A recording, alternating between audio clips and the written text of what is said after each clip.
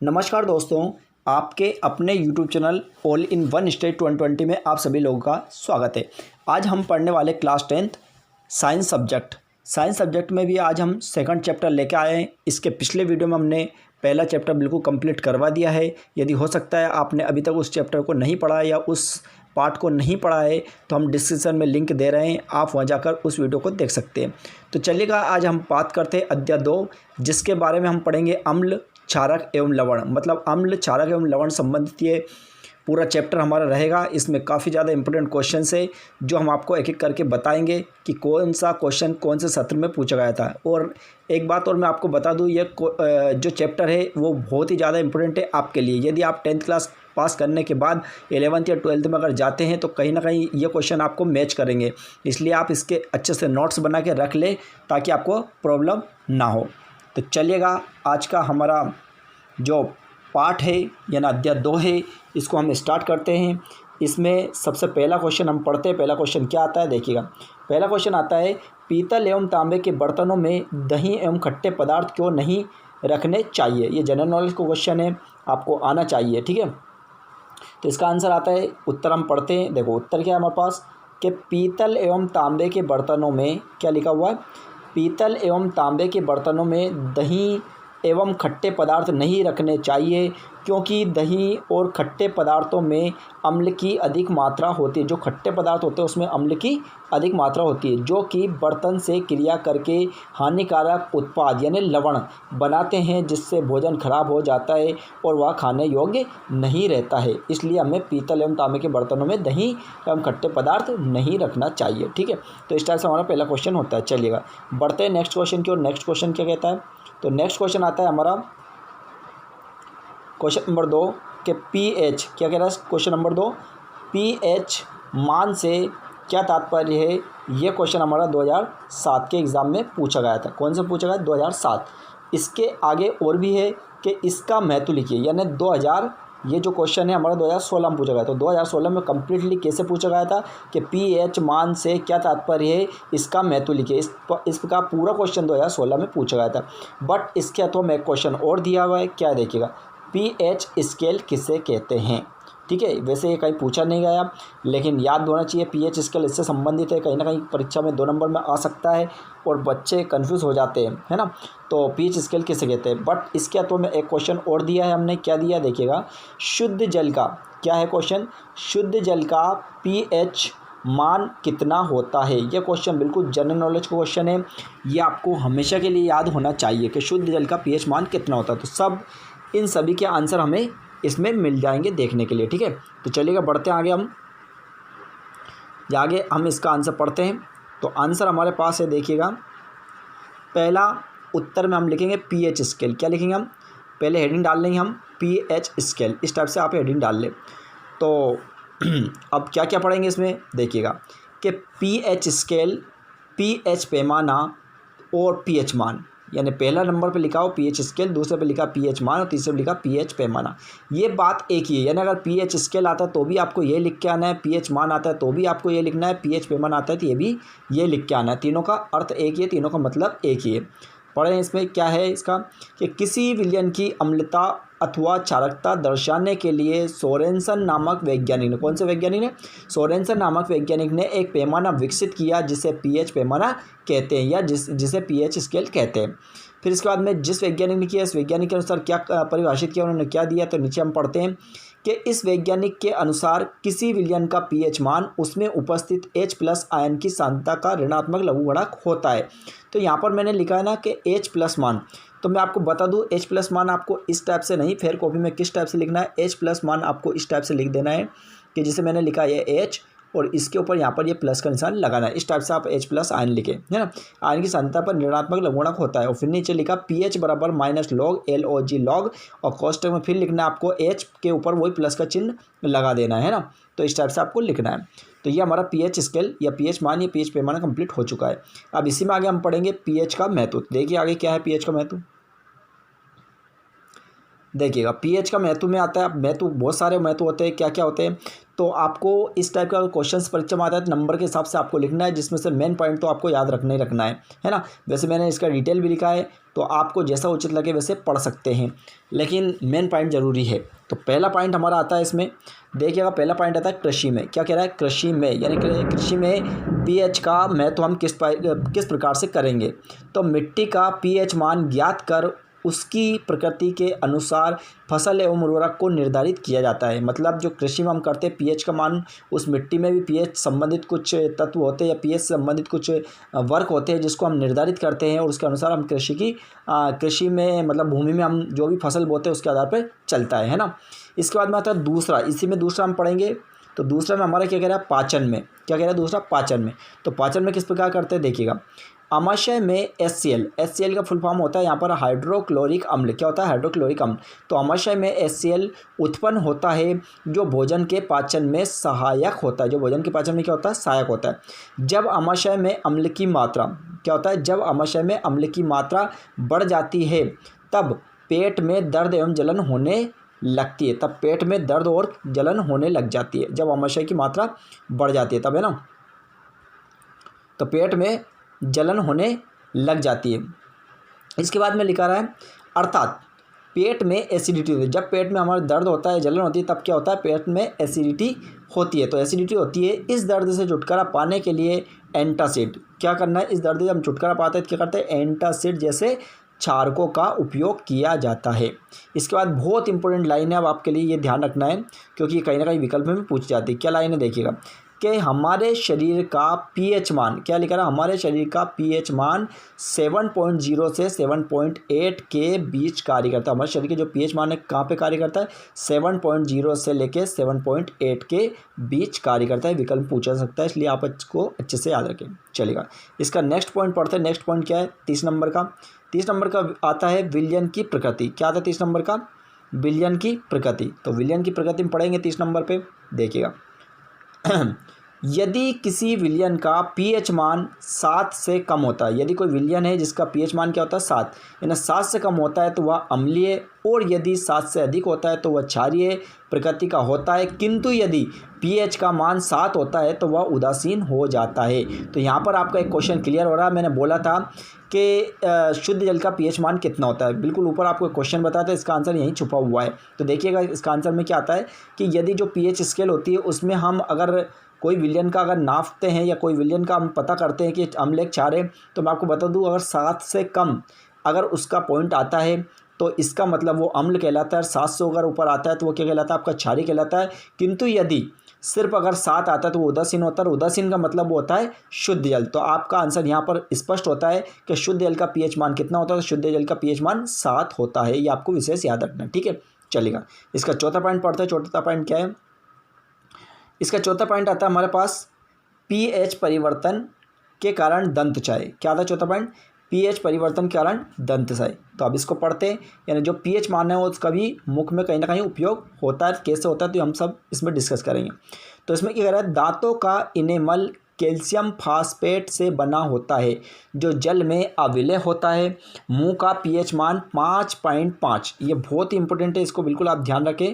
5.5 क्या कहना है आपको, ये 5.5 मतलब ये बहुत ही इंपॉर्टेंट चीज़ है क्योंकि परीक्षा की दृष्टि से कहीं ना कहीं ये विकल्प तौर पे पूछा जा सकता है, इसलिए आपको विशेष ध्यान रखना है। 5.5 यानी मुंह का जो पीएच मान होता है वो कितना होता है, 5.5 से कम होने पर। अगर 5.5 तक है जब तो ठीक है, 5.5 से अधिक है तो भी ठीक, लेकिन जैसे ही 5.5 से नीचे पहुंचता है मुंह का पीएच मान, तो होने पर ये इनेमल अपने आप में संचरित हो जाता है। तो मुंह का जो इनेमल होता है वो अपने आप में क्या हो जाता है, संचरित हो जाता है। इससे बचने के लिए भोजन के बाद हमें नियमित रूप से मुंह और दांत को ब्रश से साफ करना चाहिए। यानी जो पीएच परिवर्तन है, मुंह के जो हमारे दांत होते हैं, इसके दांतों के ऊपर एक इनेमल की एक परत होती है जिसको हमें सुरक्षित रखना रहता है। यानी अगर हमारा पीएच मान 5.5 से है तब तो ठीक है, लेकिन जैसे 5.5 से कम हो जाता है तो वो इनेमल धीरे धीरे संचरित होने लग जाता है। यानी दांतों की सुरक्षा के लिए धीरे धीरे संचरित होने लग जाता है। इससे हमें क्या करना है, हमारे जो मुंह है या दांत है उसको हमेशा प्रतिदिन सुबह शाम जब खाना खाते हैं उसके जस्ट बाद हमें ब्रश करना चाहिए, ठीक है। तो इस टाइप से हमारा क्वेश्चन कंप्लीट होता है।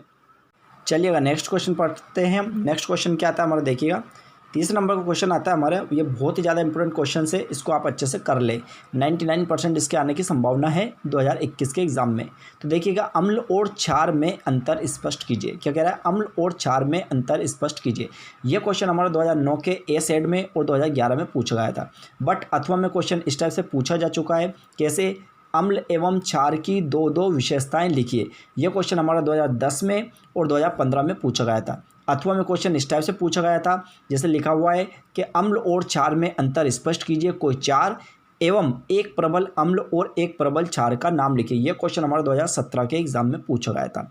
तो मैंने यहाँ पर सभी क्वेश्चंस बता दिए हैं, जो 2009 से लेके यानी 2020 तक के बीच में जो भी पूछे गए सभी को मैंने बता दिया है। बहुत सारे बच्चे सिर्फ इतना सा पढ़ते हैं कि अम्ल और क्षार में अंतर लिखिए, क्वेश्चन पढ़ लिया और ये आ गए। और कभी कभार वो ऐसे भी पूछ सकता है कि अम्ल की विशेषताएं लिखिए या क्षार की विशेषताएं लिखिए, तो बच्चे याद होने के बावजूद भी करके नहीं आते। तो मेरा उद्देश्य ये है कि आप यदि मेरे चैनल से जुड़े हुए हैं तो मैं ये चाहता हूँ आप प्रत्येक क्वेश्चंस को हल करके आए, कोई क्वेश्चन आपका ना छूटे, है ना। तो इसलिए मैं आपको प्रत्येक क्वेश्चंस बता रहा हूँ, इस पर विशेष ध्यान देना है आपको। चलिएगा, इसका उत्तर पढ़ते हैं। अब उत्तर क्या है हमारे पास, देखिएगा। इसका आंसर है, सबसे पहले क्या करा मैंने, देखिएगा, एक तरफ अम्ल लिखा एक तरफ क्षार लिखा, तो इसी टाइप से आप भी इसी टाइप से लिखे। तो इसका पहला पॉइंट पढ़ेंगे हम। पहला पॉइंट क्या है, देखिएगा। पहला पॉइंट कह रहा है इसका कि ये स्वाद में खट्टे होते हैं और ये स्वाद में कड़वे होते हैं। कड़वे या कसैले भी कह सकते हैं इसको, है ना। दूसरा पॉइंट लिखा रहा है, ये नीले लिटमस पेपर को लाल कर देते हैं और ये लाल लिटमस पेपर को नीला कर देते हैं। तो इसमें बहुत कॉमन सेंस की बात है कि देखिएगा, अगर आप अम्ल वाला पॉइंट याद करते हैं, क्षार वाला ऑटोमेटिक हो जाए। कैसे? कि ये नीले लिटमस पेपर, कौन सा नीला लिटमस पेपर है उसको तो लाल कर देते हैं, और इसका उल्टा लिखेंगे ये लाल लिटमस पेपर को नीला कर देते हैं। मतलब आपको नीले की जगह लाल लिखना है, लाल की जगह नीला लिखना है, बिल्कुल ये का ये लिख देना, ठीक है ना। इसके बाद में इसका तीसरा पॉइंट आता है। तीसरा पॉइंट क्या है, देखिएगा, ये क्षार को उदासीन कर देते हैं और ये अम्ल को उदासीन कर देते हैं। ये भी एक दूसरे के विपरीत है, मतलब जो अम्ल है वो क्षार को उदासीन कर देते हैं और जो क्षार है वो अम्ल को उदासीन कर देते हैं, ठीक। चलेगा, इसका चौथा पॉइंट देखते हैं। चौथा पॉइंट क्या है, ये आपके सामने चौथा पॉइंट है। तो चौथा पॉइंट हमारा क्या कहता है, देखिएगा। चौथा पॉइंट कहता है, ये कार्बोनेटों से क्रिया करके CO2 गैस देते हैं और ये कार्बोनेटों से क्रिया करके CO2 गैस नहीं देते। फिर पाँचों पॉइंट देखते हैं। पाँचों पॉइंट है, इसका उदाहरण लिख देंगे हम कि नींबू का रस, और इधर उदाहरण लिख देंगे जल का, नल का जल। क्या लिखा रहा है इसका उदाहरण, मतलब हम पाँचों पॉइंट देखते हैं। पाँचों पॉइंट क्या है, पाँचों पॉइंट हम लिखेंगे उदाहरण में, इधर नींबू का रस और इधर उदाहरण लिखेंगे हम नल का जल। इस टाइप से हमारा ये क्वेश्चन कंप्लीट होता है। लेकिन बट इसमें एक छठा पॉइंट भी है, ये भी आपको ध्यान देना है। वैसे आपको इतने पॉइंट करने की आवश्यकता नहीं, लेकिन जैसे क्वेश्चन पूछा जाता है वैसे आपको आंसर देना है। छठा पॉइंट है, हम इसका छठा पॉइंट क्यों लिखेंगे, तो छठा पॉइंट इसलिए लिखेंगे, मैं आपको याददाश्त दिला दूँ। जैसे कि हमारे पास एक क्वेश्चन था, ये देखिएगा, आपका हमसे एक क्वेश्चन ये पूछा गया था यहाँ पर कि अम्ल और क्षार में अंतर लिखा। यहाँ देखिए क्वेश्चन पूछा गया था, अम्ल और क्षार में अंतर स्पष्ट कीजिए, कोई चार एवं एक प्रबल अम्ल और एक प्रबल क्षार पूछा गया था। एक प्रबल अम्ल और एक प्रबल क्षार। अब ये क्वेश्चन अगर इस टाइप से पूछा गया है तो आपको वो छठा पॉइंट लिखना आवश्यक है। कौन सा, ये वाला छठा पॉइंट। देखिएगा, ये जो हम कह रहे हैं ना, ये छठा पॉइंट आपको लिखना आवश्यक है इस क्वेश्चन के अनुसार। तो छठा पॉइंट हमारा, अम्ल में H+ आयन होता है, जैसे कि H2SO4 HCl। मतलब दो उदाहरण, दो में से कोई सा भी एक लिख दे। इसी प्रकार आपका इधर देखो, क्षार में OH आयन या OH- आयन होता है, जैसे NaOH और KOH। तो देखिएगा यहाँ पर जो H+ आयन लिखा, मैं पहले बता चुका हूँ आपको कि H+ आयन को आपको किस प्रकार से लिखना है। तो H+ आयन को आपको H और ये प्लस करके ऐसे लिख देना है ना। और इधर आपको OH- आयन कैसे लिखना है, तो O लिखना है, H लिखना है और उधर माइनस लगा देना ऊपर, तो ये OH- आयन होगा, ठीक। इसी प्रकार नीचे क्या करना है आपको, जो नीचे यहाँ पर दिया है H2O, ये क्या लिखा है आपका पास, H2SO4। तो इसको ऐसे लिख देना है, ये H लिख देना है, ये 2 लिख देना है, फिर ये S लिख देना है, फिर ये O लिख देना है और 4 लिख देना है, यानी H2SO4 इस टाइप से लिखेंगे। HCl तो ठीक है, इधर आ जाओ, NaOH कोई दिक्कत नहीं, KH कोई दिक्कत नहीं, ये आप लिख सकते हैं ना, थोड़ा अच्छे से लिख लेना इसमें। तो इस टाइप से क्वेश्चन हमारा कंप्लीट होता है। बहुत ही ज़्यादा इंपॉर्टेंट क्वेश्चन था, इसको आप अच्छे से कर ले। नेक्स्ट क्वेश्चन की ओर हम बढ़ते हैं। नेक्स्ट क्वेश्चन क्या लिखा है हमारा, देखो। नेक्स्ट क्वेश्चन आता है हमारा चौथे नंबर का। चौथा नंबर क्वेश्चन कह रहा है, विरंजक चूर्ण चूने के पानी से कैसे बनाया जाता है, विरंजक चूर्ण के गुण एवं उपयोग लिखिए। यह क्वेश्चन आपका 2005 में और 2009 के डी सेट में पूछा गया था। अथवा यह क्वेश्चन इस टाइप से पूछा गया था कि विरंजक क्रिया क्या है, व्यंजक चूर्ण का रासायनिक नाम एवं प्रमुख दो उपयोग लिखिए। और ये क्वेश्चन 2015 में पूछा गया था। कौन से सत्र में? 2015 में पूछा गया था। अथवा में ये क्वेश्चन इस टाइप से पूछा गया था कि व्यंजक चूर्ण का रासायनिक नाम एवं सूत्र लिखिए व व्यंजक चूर्ण के कोई 4 महत्वपूर्ण उपयोग लिखिए। यह क्वेश्चन आपका 2017 के एग्जाम में पूछा गया था। बट अथवा में क्वेश्चन ऐसे पूछा गया था कि व्यंजक चूर्ण का रासायनिक नाम लिखिए। यह क्वेश्चन आपका 2019 में, सिर्फ इतना सा, कितना? व्यंजक चूर्ण का रासायनिक नाम लिखिए, ये 2019 में। लेकिन इसी में आगे वह सूत्र एवं उपयोग लिखिए, ये 2020 के एग्जाम में पूछा गया था। मतलब 20 के एग्जाम में पूरा कंप्लीटली पूरा ये ऐसे ऐसे क्वेश्चन पूछा गया था। तो आपको सभी प्रकार से मैंने यहाँ पर बताया। चलिए अब पढ़ते हैं इसका आंसर। आंसर क्या देखिएगा, इसका उत्तर जब हम लिखते हैं सबसे पहले आपको हेडिंगें लिख देना है। जैसे मैंने यहाँ पर हेडिंग बिल्कुल हाईलाइट किया है, हेडिंग को इस टाइप से कोशिश करें कि आप भी ऐसे ही करें। तो उत्तर में सबसे पहले मैंने हेडिंग डाला है व्यंजक चूर्ण, है ना। व्यंजक चूर्ण में जैसे लिखा है वैसे ही आप ऐसे याद करें, लेकिन जैसे पूछा जाए वैसा आंसर आपको लिख देना है। तो पहला हमारा आता है यहाँ पर प्रचलित नाम। सबसे पहले हम क्या लिखेंगे? प्रचलित नाम। तो प्रचलित नाम है व्यंजक चूर्ण का ब्लीचिंग पाउडर या व्यंजक चूर्ण। मतलब व्यंजक चूर्ण का मतलब एक नाम से और पुकारते हम तो क्या कहते हैं? उसको ब्लीचिंग पाउडर कहते हैं। तो व्यंजक चूर्ण या ब्लीचिंग पाउडर इस टाइप से आप लिख दें। दूसरा आता है हमारे यहाँ पे रासायनिक नाम। अब रासायनिक नाम क्या होता है? तो कैल्शियम ऑक्सीक्लोराइड। रासायनिक नाम क्या होता है? Calcium oxychloride. फिर इसके बाद आता है नीचे रासायनिक सूत्र। रासायनिक सूत्र क्या होता है? CaOCl2। तो बहुत सारे बच्चे कंफ्यूज हो जाते हैं कि रासायनिक नाम की जगह तो रासायनिक सूत्र लिख के आ जाता है, रासायनिक सूत्र की जगह रासायनिक नाम लिख के आ जाते हैं। तो मैं आपको यहाँ पर बता रहा हूँ रासायनिक सूत्र और रासायनिक नाम में बहुत अंतर है। रासायनिक नाम मतलब उसका रासायनिक तौर पर हम ये केमिस्ट्री भाषा में, हम रासायनिक की भाषा में हम क्या लिख सकते हैं? तो उसका नाम लिखते हैं हम जैसे कैल्शियम ऑक्सीक्लोराइड। और रासायनिक सूत्र मतलब होता है जैसे CaOCl2, ये सूत्र होता है। तो आपको थोड़ा सा ध्यान देना है ना। चलिए इसके आगे हम पढ़ते हैं बनाने की विधि। क्या पढ़ते हैं हम? इसके आगे हम पढ़ेंगे बनाने की विधि, यानी इसको किस प्रकार हम बना सकते हैं, किस प्रकार से बनाते हैं। तो इसमें हम सबसे पहले देखें बनाने की विधि या उत्पादन, ये भी कह सकते हैं, है ना। तो शुष्क बुझे हुए चूने पर क्लोरीन गैस प्रवाहित करके व्यंजक चूर्ण बनाया जाता है। यानी शुष्क बुझा हुआ जो चूना है उस पर यदि हम क्लोरीन गैस प्रवाहित कर दे तो हमें व्यंजक चूर्ण प्राप्त हो जाएगा। नीचे देखो लिखा है रासायनिक समीकरण। तो रासायनिक समीकरण को मेरे अच्छे से डिफाइन किया, आप ध्यान दें कि रासायनिक सबसे पहले हमने लिखा CaOH और कोष्टक 2, ये लिखा है हमारा बूझा हुआ चूना। क्या कहलाता है हमारा? ये बूझा हुआ चूना। ठीक, स्पष्ट।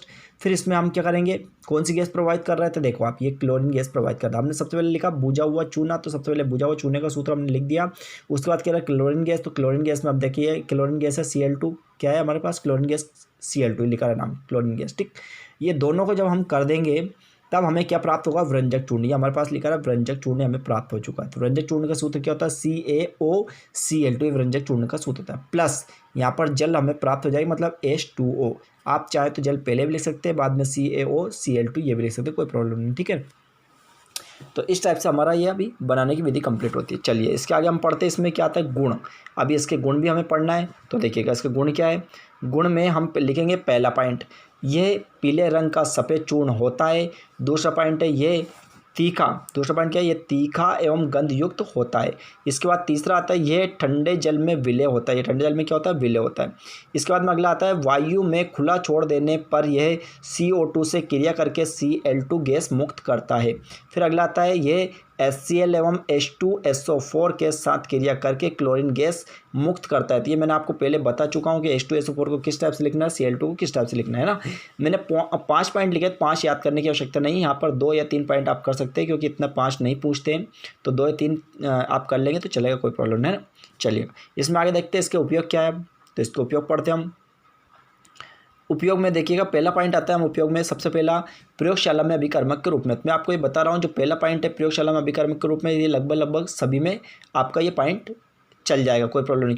क्योंकि जो भी चूर्ण होते हैं, जो भी हमारे पास धातुएं वगैरह कुछ भी होती हैं, इन सबका प्रयोग हम क्या करते हैं? सबसे पहले प्रयोगशाला में ही करते हैं। प्रयोगशाला में करके देखते हैं वास्तव में धातु में क्या है क्या नहीं, सब इस प्रकार से करते हैं। तो आप पहला पॉइंट हर जगह ये लिख सकते हैं, कोई प्रॉब्लम नहीं, चलेगा, है ना। प्रयोगशाला में अभिकर्मक के रूप में पहला पॉइंट। दूसरा है जल को शुद्ध करने में। तीसरा था ऑक्सी कारक के रूप में। चौथा था वस्त्र उद्योग में। पाँचवा रोगाणुनाशक के रूप में। छठा ऊन सिकुड़ने से बचाने के लिए, जो ऊन होती है उसको सिकुड़ने से बचाने के लिए भी हम इसका उपयोग करते हैं। तो 6 पॉइंट लिखा है, सब सरल है।